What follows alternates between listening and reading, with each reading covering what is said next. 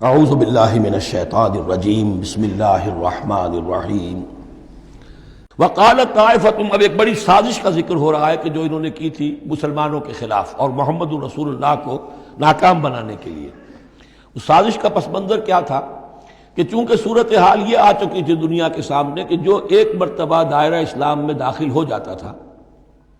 اب چاہے اسے مار دیں، اسے پیٹیں، اسے بھوکا رکھیں، اسے سزا دیں، جو بھی ٹارچر کریں، واپس نہیں آتا۔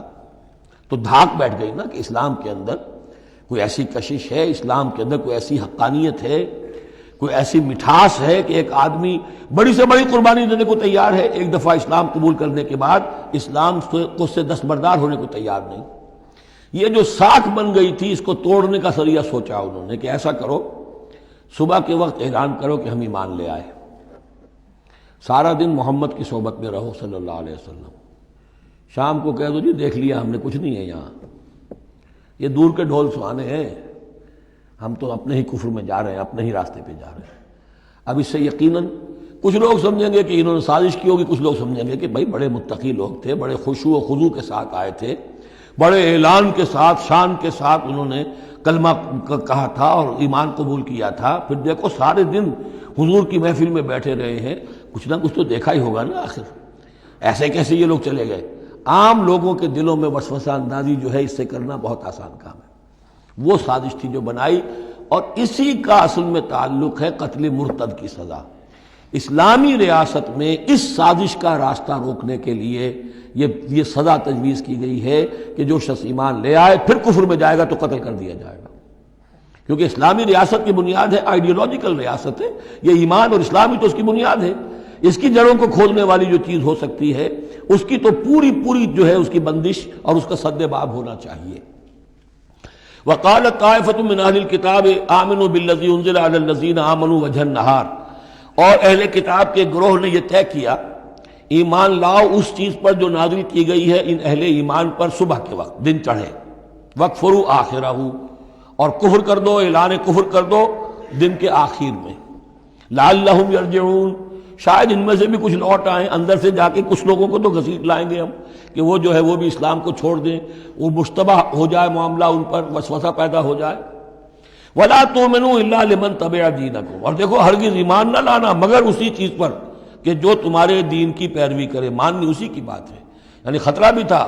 کہ 4-6 اگر ہم جا کر حضور کے پاس اگر چند گھنٹے گزاریں گے تو کہیں ایسا نہ ہو کہ ہم میں سے کوئی واقعی پھر اس کا دل کھل جائے، طے کر کے گئے دیکھو ایمان نہیں لانا ہے ہم نے، وَلَا تُؤْمِنُوا إِلَّا لِمَنْ تَبِعَ دِينَكُمْ، اس پر ایمان نہیں لانا ہے ہم نے، لیکن صرف اعلان کرنا ایمان کا۔ یہ ہے مثال قرآن مجید میں شعوری نفاق،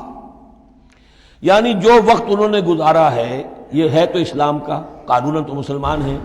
اگر اس دوران میں ان میں سے کوئی مر جاتا تو اس کی نماز جنازہ پڑھی جاتی،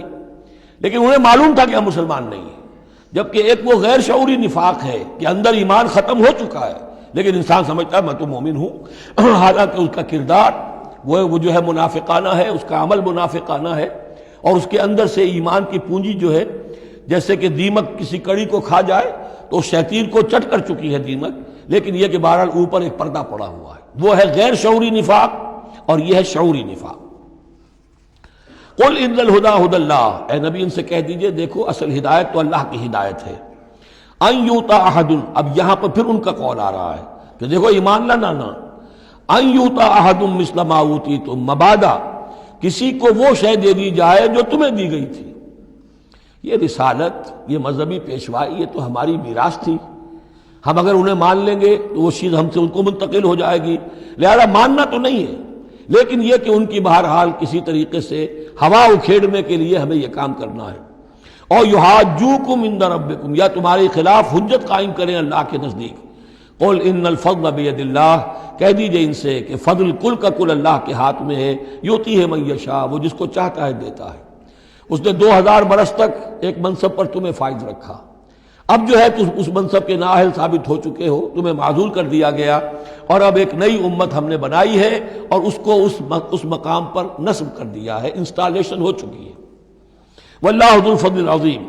قل ان الفضل بید اللہ یؤتیہ من یشاء واللہ واسع علیم، اللہ بہت وسعت والا اور جاننے والا ہے، یختص برحمتہ من یشاء، وہ مختص کر لیتا ہے اپنی رحمت کے لیے جس کو چاہتا ہے، واللہ ذو الفضل العظیم، اللہ بڑے فضل کا مالک ہے۔ صدق اللہ العظیم۔